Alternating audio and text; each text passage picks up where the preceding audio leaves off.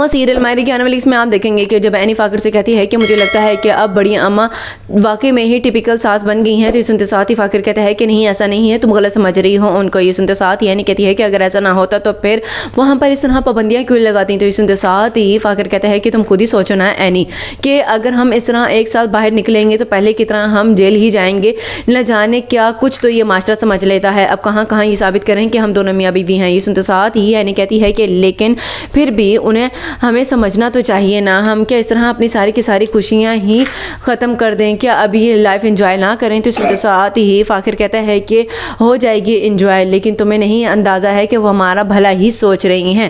آج کل کیا کچھ ہو رہا ہے ہم دونوں کی زندگی میں تمہیں بھی اچھی طرح پتہ ہے۔ دوسرے سین میں آپ دیکھیں گے کہ جب حبیب کی ماں مر جاتی ہے تو اس کے بعد رحیلہ حبیب سے کہتی ہے کہ حبیب مجھے لگتا ہے کہ اب یہ لوگ سارا کا سارا الزام مجھ پہ ہی ڈالیں گے۔ تو سنتے ساتھ ہی حبیب کہتا ہے کہ میری ماں مری ہے، میں نہیں مرا ہوں جو تم اس طرح کی بات کر رہی ہو۔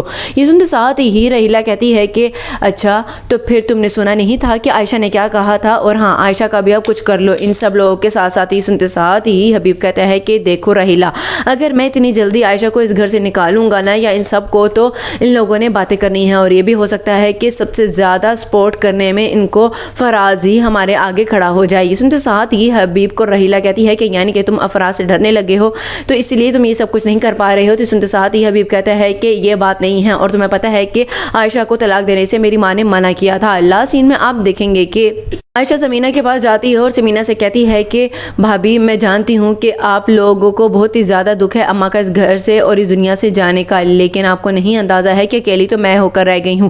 یہ سنتے ساتھ ہی سمینہ کہتی ہے کہ تم ہمیشہ مجھے اپنے آپ سے الگ ہی کیوں سمجھتی ہو؟ تمہیں پتہ ہے کہ یہ وہ وقت ہے جب ہمیں ایک دوسرے کے ساتھ کھڑا ہونا ہوگا۔